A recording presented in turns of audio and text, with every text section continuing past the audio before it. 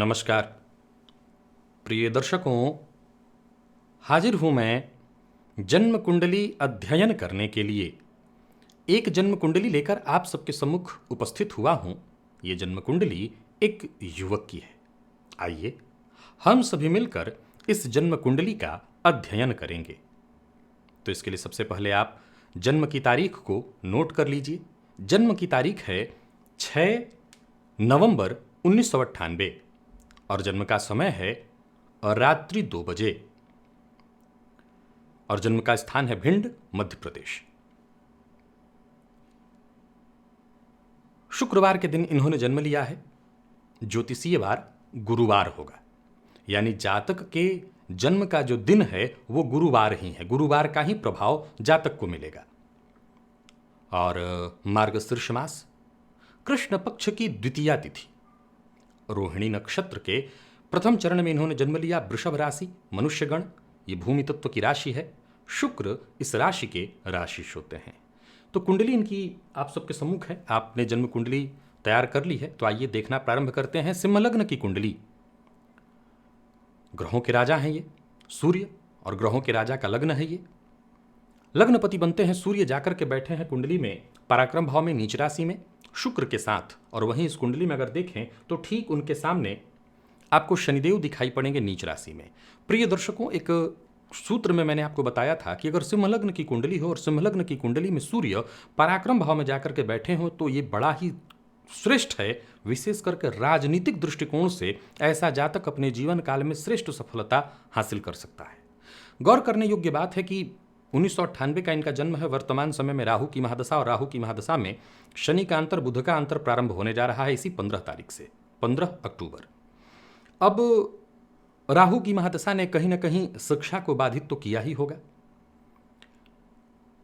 सवाल उठता है कि जन्म कुंडली के पराक्रम भाव में सूर्य के होने से तो मैंने कहा कि जातक को राजनीति के फील्ड में अच्छी सफलता मिल सकती है, लेकिन मनुष्यगण, क्या इतना आसान होगा आज के इस परिवेश में राजनीति में पार पाना? थोड़ा मुश्किल दिखाई पड़ता है। आगे बढ़ते हैं। अब जन्म कुंडली में सबसे पहले लग्न पर फिर से आइए। लग्न का मान अगर आप देखें तो 19 अंश 18 कला पूर्वा फाल्गुनी नक्षत्र में लग्न मजबूत है। लग्न का मान बेहद मजबूत, और लग्नपति भी देखें तो 19 अंश पर। लग्न और लग्नेश दोनों एक ही अंश पर होना, ये अत्यंत श्रेष्ठ स्थिति, अत्यंत श्रेष्ठ स्थिति। निसंदेह सूर्य का नीच होना, आप लोगों ने मेरे मुंह से क्या सुना कि सूर्य अगर कुंडली में नीच के हो तो ये बहुत कमजोर स्थिति है। अब जन्म भी रात्रि का है, तो ऐसा नहीं है कि सूर्य को कोई बहुत बड़ा बल मिल रहा है। हाँ, गुरु से उन्हें दृढ़ बल अवश्य प्राप्त हो रहा है। गुरु की दृष्टि, शनि की दृष्टि उन पर पड़ रही है, परंतु अंश लग्न का और लग्नेश का दोनों एक ही है। इससे बहुत मजबूत स्थिति समझा जाएगा। नीच राशि में होने के बावजूद हमेशा से याद रखिएगा इस बात को कि जन्म कुंडली में मैं क्या कहा करता हूं कि नीच के ग्रह का होने का यह मतलब नहीं है कि वो प्रभाव विहीन है। वो अशुभ प्रभाव देने के लिए जाना जाएगा। और आज के इस परिवेश में अशुभ प्रभाव किसे कहें? अगर व्यक्ति हर प्रकार से साम दाम दंड भेद, हर तरह की नीति को अपना करके अपने आप को आगे बढ़ाने का प्रयत्न करे, विशेष करके अगर ये राक्षस गण के होते तो कहना ही नहीं, अत्यंत श्रेष्ठ स्थिति होती। खैर, देखें तो लग्न में ही राहु और मंगल का होना, सिंह लग्न और लग्न में ही राहु मंगल दोनों के दोनों कहीं ना कहीं व्यक्ति को उग्र तो अवश्य ही बना रहे होंगे। मनुष्यगण के हैं, लेकिन प्रभाव, अब जरा गौर करिए, मनुष्यगण का प्रभाव है जातक बेहद शांत, विनयशील, क्षमावान, धैर्यवान। धैर्यवान न भी हो तो क्षमावान हो, सहनशील हो। लेकिन लग्न में मंगल, और वो भी राहु के साथ बैठे हैं पूर्वा फाल्गुनी नक्षत्र में। राहु यहां मघा नक्षत्र में बैठे हुए हैं, केतु के नक्षत्र में। और देखा जाए तो मंगल का लग्न में होना क्या सिद्ध करता है? निसंदेह जातक के अंदर धैर्य की कमी हो जाएगी। मंगल का प्रभाव जातक के व्यक्तित्व पर पड़ने के कारण मनुष्य गण वाला जो गुण है वो बहुत हद तक ढक जाएगा। और जातक के अंदर धैर्य की कमी, क्रोध, कड़वी वाणी का प्रयोग कर देना, बहुत जल्दी गुस्सा कर देना। ऊपर से वर्तमान में राहु की महादशा चल रही है, तो राहु का स्वभाव ही है बुद्ध्या विहीन मति विभ्रम सर्वशून्यम। व्यक्ति को चिड़चिड़ा, जिद्दी, गुस्सैल, हर किसी से मतभेद करने वाला बना देता है। तो हमारे पास 2 पॉइंट अब निकल करके आए कि इस कुंडली में लग्नेश नीच राशि में राजनीतिक दृष्टिकोण से श्रेष्ठ था, परंतु जातक के मनुष्य गण के होने के कारण कहीं ना कहीं कमी आ रही थी। उस कमी को ढक दिया मंगल ने, जो कि लग्न में बैठकर के जातक को उग्र तेज तर्रार बनाने का काम करेंगे। सिंह लग्न का जो जातक होता है वो कैसा होता है? तो निसंदेह दयावान होता है, मैंने बताया था, नेकदिल होता है, लेकिन एक समस्या उसके अंदर होती है कि पेट भरा हुआ हो तो वो भी आलसी हो जाता है। लेकिन यहाँ मंगल के लग्न में होने के कारण जातक के आलस्य में कमी आएगी। अब मंगल राहु की युति, हालांकि देखा जाए तो दोनों के बीच दूरी काफी है डिग्री वाइज। यहां पर एक और बात देखने योग्य आपको मिलेगा कि 23 अंश पर मंगल और 24 अंश पर गुरु बिल्कुल आमने सामने बैठे हैं, और गुरु की दृष्टि अगर मंगल पर पड़े तो ऐसे जातक के अंदर बुद्धिमत्ता, कूटनीति, ज्ञान, विशेष करके गुरु की दृष्टि अगर मंगल पर पड़े तो मंगल जल्दबाजी है, मंगल पुरुषार्थ है। पुरुषार्थ को अगर ज्ञान का सहारा मिल जाए तो अत्यंत श्रेष्ठ हो जाएगा। तो मंगल पर गुरु की दृष्टि का पड़ना बहुत बढ़िया।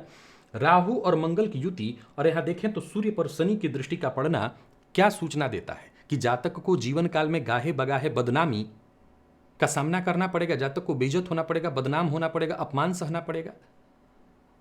ये कहीं ना कहीं सपोर्ट करता है कि जातक कोई ऐसा कार्य करे, चाहे वो राजनीति में हो, चाहे वो कोई भी ऐसा कार्य करे जिससे उसका सामाजिक जीवन भी बना रहे। समाज में आप जुड़े रहेंगे तभी तो नाम और बदनामी का पता चलेगा। तो यहाँ पर सूर्य पर शनि की दृष्टि कहीं ना कहीं बदनामी की स्थिति उत्पन्न करने वाली बनेगी। अब आगे चलते हैं। इनकी कुंडली में चंद्रमा की स्थिति को देखिए। चंद्रमा उच्च राशि में 10वें भाव में बैठे हैं। अनफा शनि से अनफा योग इन्होंने निर्मित कर रखा है, और बुध चंद्रमा का आमने सामने का दृष्टि संबंध ये बड़ा ही श्रेष्ठ माना जाएगा। ये बड़ा ही श्रेष्ठ स्थिति है। हालांकि देखा जाए तो चतुर्थ भाव में बुध कोई बहुत श्रेष्ठ फल प्रभाव नहीं माने गए हैं, पर फिर भी ये आमने सामने का संबंध, गुरु चंद्रमा का चौथे 10वें का संबंध, ये गज केसरी योग, ये भी श्रेष्ठ स्थिति है। अब षडबल जाकर के जब आप इनका देखते हैं तो षडबल में सबसे बलवान आपको इनके चंद्रमा दिखाई पड़ते हैं। चंद्रमा जो कि 12वें का स्वामी होकर के कर्मभाव में बैठा है, ये क्या करता है कि कार्य क्षेत्र में कभी स्थिर होने ही नहीं देता। हाँ, एक अच्छी सूचना ये जरूर मिल जाती है कि एक काम जाए तो दूसरा काम मिल जाता है, ये अच्छी सूचना है। परंतु बुरी सूचना ये है कि स्थिरता नहीं लेने देगा, जातक को स्थिर नहीं रहने देगा। अब पुनः एक बार महादशाओं पर आइए। महादशाएं क्या कह रही हैं कि राहु की महादशा है, सो इसने कहीं ना कहीं डिस्टर्ब किया होगा, जातक की शिक्षा को बाधित किया होगा।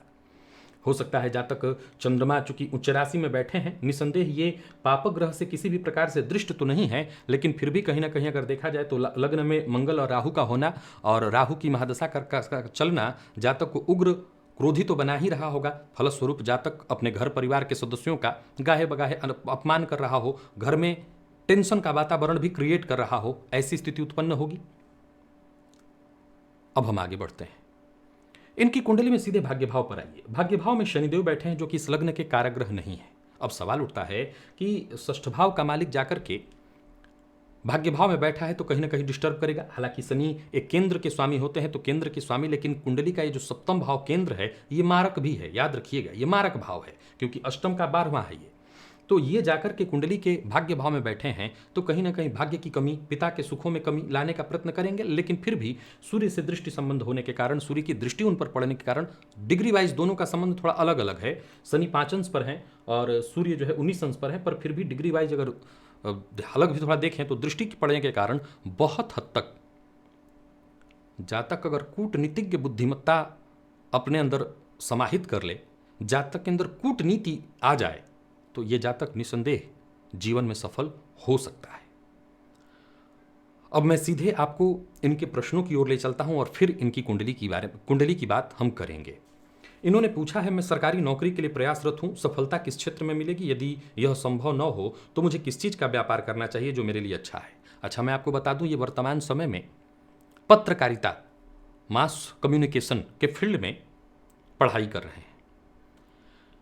अब सवाल सबसे पहले हम इनके जन्म कुंडली, इनके जो प्रश्न हैं उनकी तरफ चलते हैं, साथ ही साथ जन्म कुंडली को ले लेते हैं। इन्होंने पूछा सरकारी नौकरी। सरकारी नौकरी में सूर्य का बहुत बड़ा योगदान है। जन्म कुंडली का 10वां भाव, वहां पर चंद्रमा बैठे हैं और इस भाव के स्वामी जाकर के पराक्रम में बैठे हैं।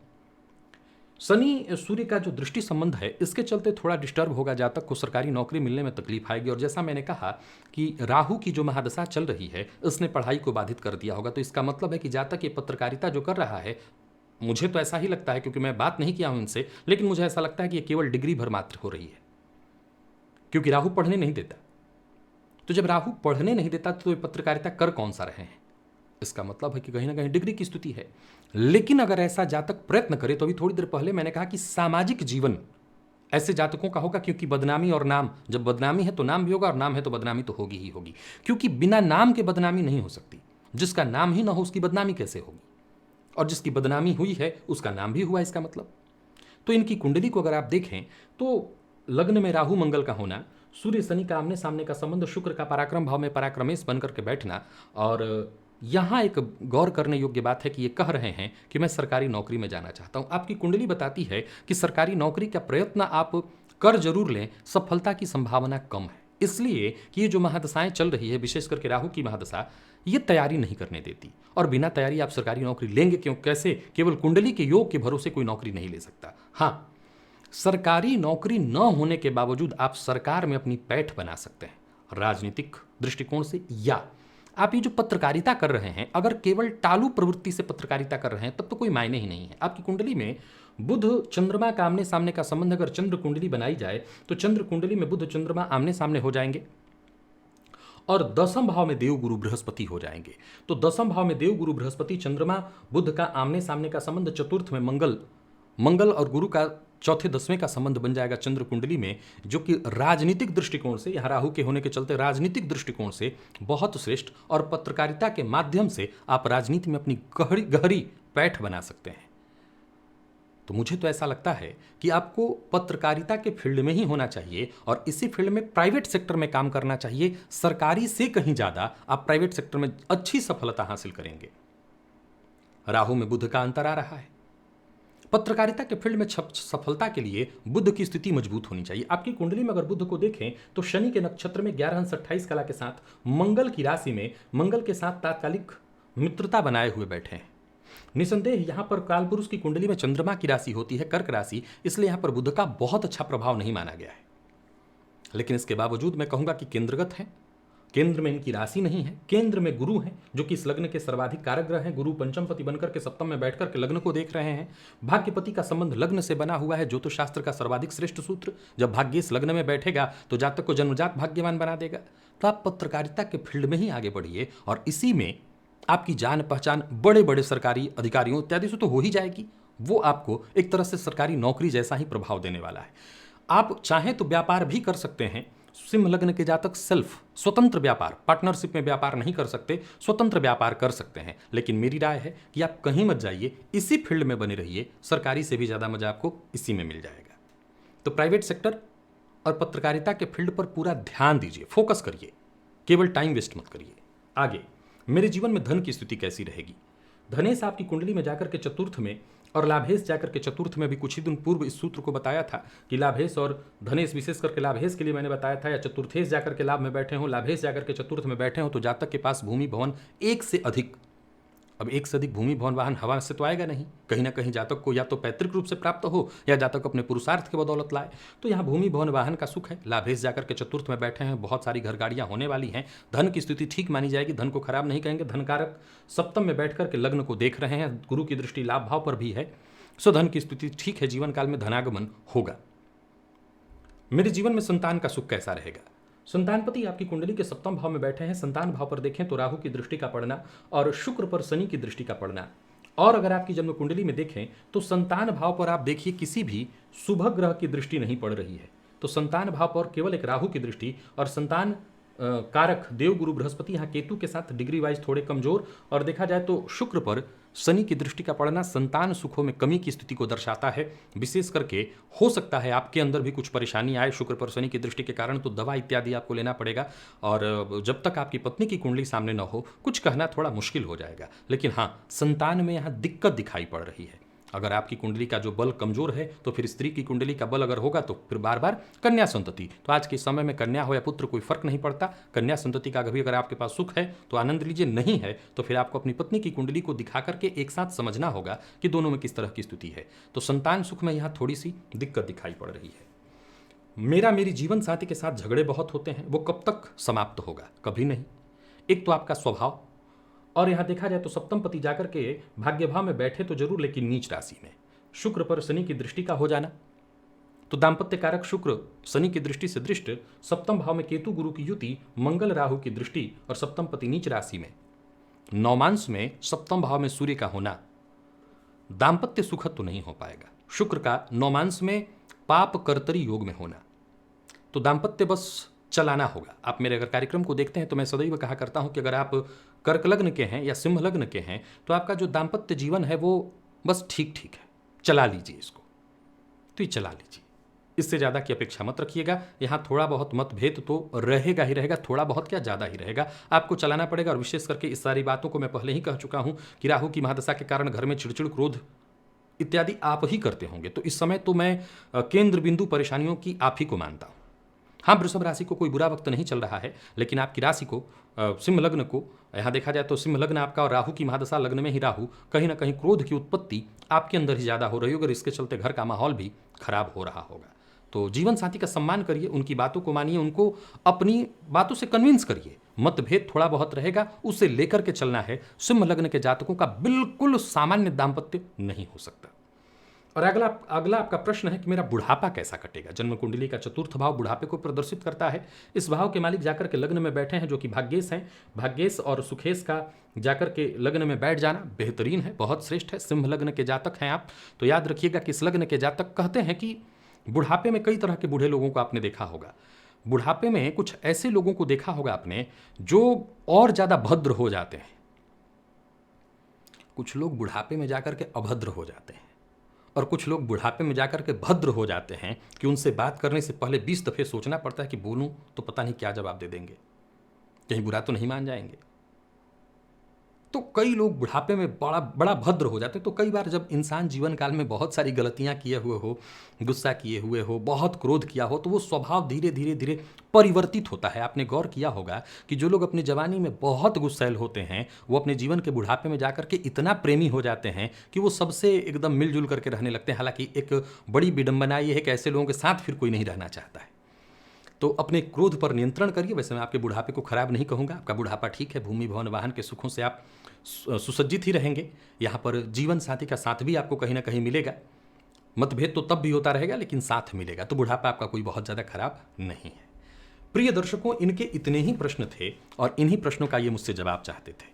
कुंडली आप सबके सम्मुख है। इस कुंडली का हम लोगों ने अध्ययन तो कर ही लिया। इस कुंडली में विशेषता के रूप में देखें तो ये चंद्रमा 10वें भाव में उच्च राशि में बैठे हुए हैं और ये चंद्रमा अगर देखें तो खुद के नक्षत्र में बैठे हुए हैं, उच्च राशि में। ये इनके जीवन काल का एक बहुत बड़ा प्लस पॉइंट बनेगा। जैसा मैंने कहा कि 12वें का स्वामी आकर के 10वें में बैठा है तो ये अस्थिर करेगा कार्य क्षेत्र के मामले में। लेकिन एक बहुत बड़ा प्लस पॉइंट ये है कि एक जाए काम तो दूसरा काम दौड़ करके आए। तो ये बहुत बड़ा प्लस पॉइंट हुआ।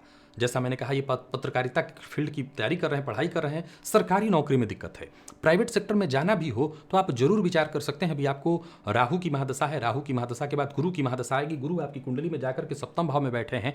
गुरु के बाद शनि आएंगे। मैं समझता हूं कि जब जीवन काल में पैसा अपने पास हो तो इंसान नौकरी व्यापार सब कर सकता है। मेरी राय मानिए, आप नौकरी की तरफ, प्राइवेट सेक्टर में पत्रकारिता की तरफ ही पूर्ण फोकस करिए। सरकारी नौकरी से ज़्यादा प्रभावशाली आप प्राइवेट सेक्टर में पत्रकारिता करके और कहीं ज़्यादा प्रभावशाली व्यक्तित्व वाले बन जाएंगे। तो आपको और कुछ सोचने की आवश्यकता नहीं, इसी फील्ड में रहिए। जीवन साथी का सम्मान करिए। राहु के लिए एक लाजवर्थ बना करके चांदी की अंगूठी में 9.25 रत्ती का मध्यमा उंगली में धारण कर लीजिए। ओम गंगणपतये नमः इस मंत्र का नित्य 3 माला जप करना शुरू करिए। सूर्य भगवान को नित्य अर्घ्य देना प्रारंभ करिए। सूर्य आपकी कुंडली में नीच राशि में होने के बावजूद तृतीय भाव में बैठे हैं और ये बहुत ज़्यादा ऊंचाई देंगे, तो ये आपको सफलता देंगे। बस आप इतना ही करिए कि सूर्य को अर्घ्य दिया करिए और साथ ही साथ अगर पिता हैं तो उनका सम्मान किया करिए, उनका अपमान मत करिए। और इस कुंडली में रत्न धारण के नाम पर मूंगा एकमात्र रत्न बनता है, आप आजीवन उसको पहन सकते हैं। इलाजवर्त जो बताया हुआ हूँ ये दवा है, ये दवा है। मध्यमा उंगली में बाएं हाथ के पहनिएगा और अनामिका में मूंगा आजीवन लगभग 9.25 रत्ती का मूंगा, सोना ब्रॉन्ज जिस धातु में आप बनाने में सक्षम हो, अनामिका उंगली में जीवन पर्यंत आप धारण कर सकते हैं। जीवन रत्न है। और इसके अलावा इस कुंडली में दूसरे किसी चीज़ की आवश्यकता नहीं। गुरु कुंडली में अष्टमपति हैं तो खान पान पर नियंत्रण सबसे ज़्यादा जरूरी है। मैं सदैव कहा करता हूं कि ऐसे लोगों को सन्यासी हो जाना चाहिए। तो जितना सादा भोजन होगा उतनी लंबी आयु, नहीं तो पेट का रोगी आपको आजीवन बना करके रख देंगे।